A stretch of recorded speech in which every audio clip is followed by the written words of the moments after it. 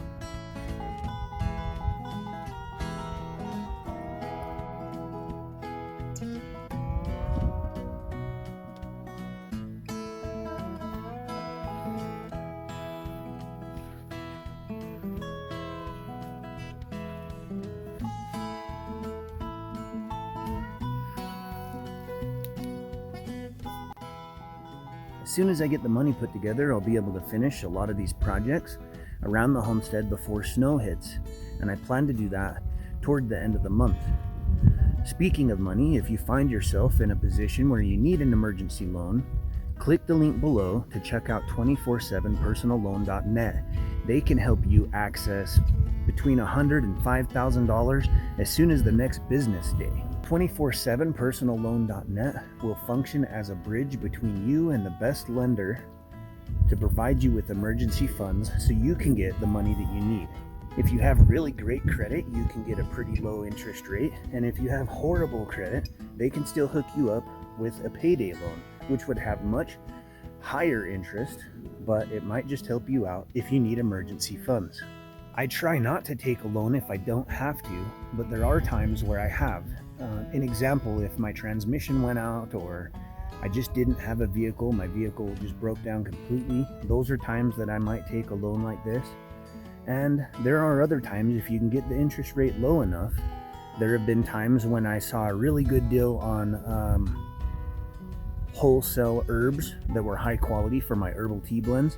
So I was able to source a lot of herbs, get them in, package them up, send them out, sell them. And knowing how much I sell, I knew that I could hurry and flip the product and then pay off the loan so that I actually made money instead of lost money on the deal. Just click the link below for 247personalloan.net and they will be able to line you up with a lender that can get you emergency funds if you need them.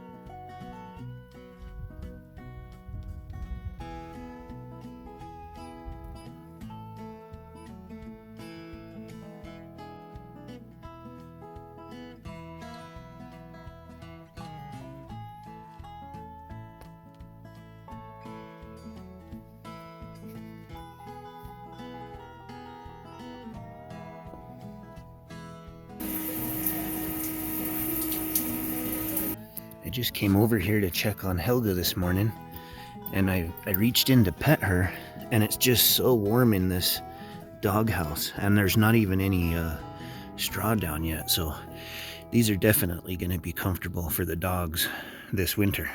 When I went looking for a piece of property the other day, I was just kind of out in the middle of nowhere, and there was this little kiddie pool there. It was bent up pretty bad, but I was able to pop it out and Now there's a nice little pool in here for the piglets and the sows. You might notice that the 3 little piggies are gone.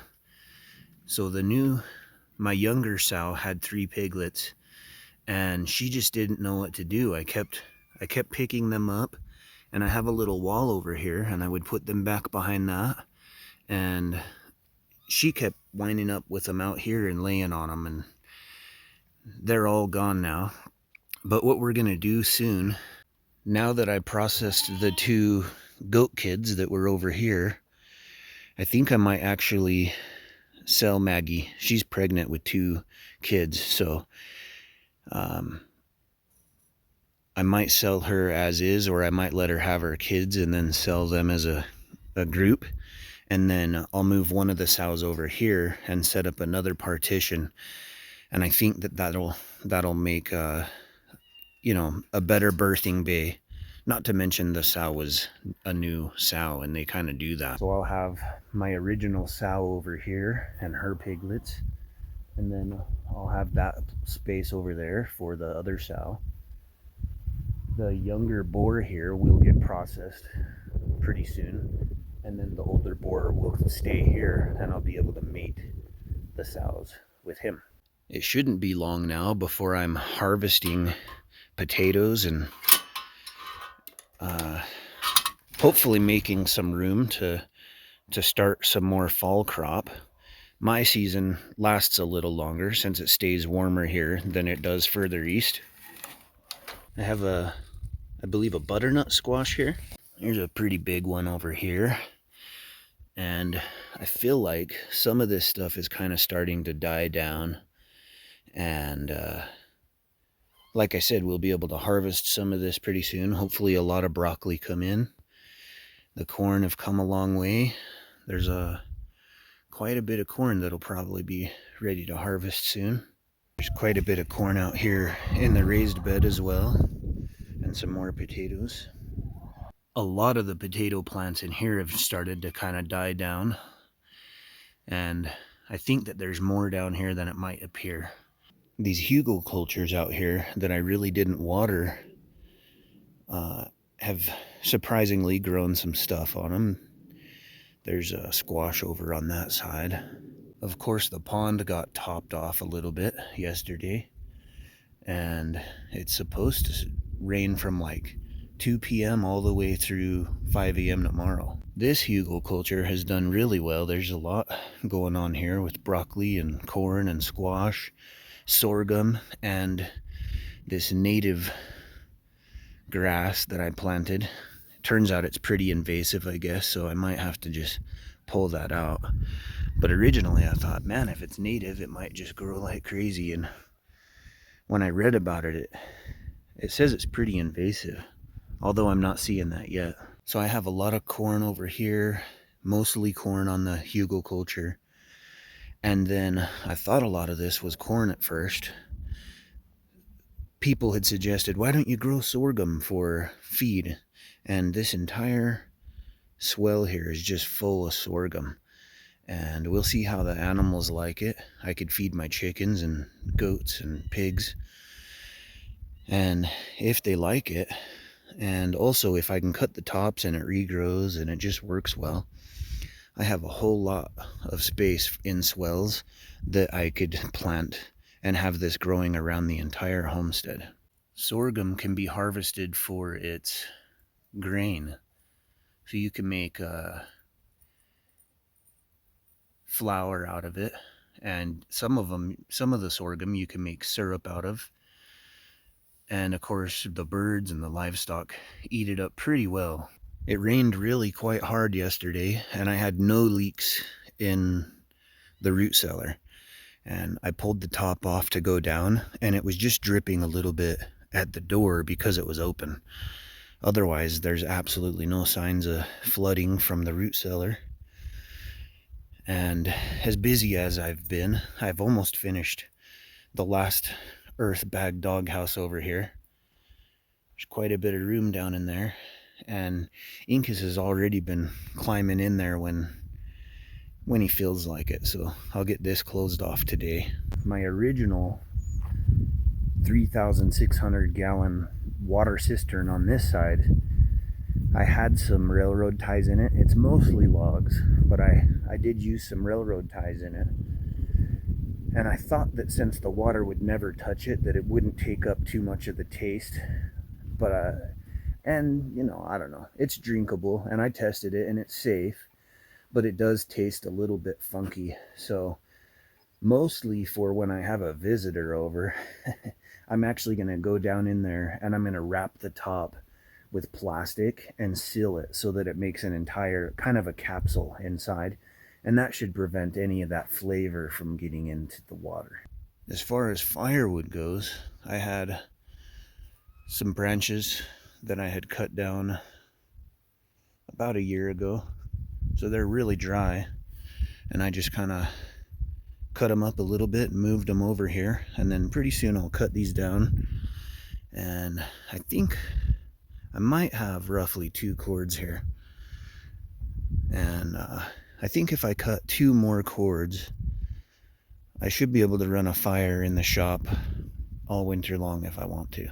The other day when I was looking at land, I thought there was going to be a Home Depot over there, and I was planning to get the PVC pipe that would go across here, and well, there wasn't a Home Depot over there. So before the month is up, or toward the end of the month though, I should be able to pick up all of the PVC pipe that I need and the 2x4s to continue to build that geothermal over this and close it in before it snows. Someone was nice enough to send in more greenhouse plastic. There wasn't a name on the package, but I really am grateful for that. That'll help a ton. As I'm getting all of these other projects out of the way, I'll be able to continue to dig down this cistern. And when I do this cistern, I'll just put a tarp across the top before I lay the logs down. Then I'll put the 2 tarps over the top like I did before. And of course the liner. And that'll keep the wood completely separate from the water, so I don't get any of that wood tasting water. If you're new to my channel, I harvest rain, and I'm going to replace, this is just kind of a flashing channel I made for a gutter, so I'm going to upgrade that soon, and that'll help me harvest even more water. But this water comes over to a tote where I can water my geothermal, and soon it'll go down into the water cistern here that'll be about 3,600 gallons.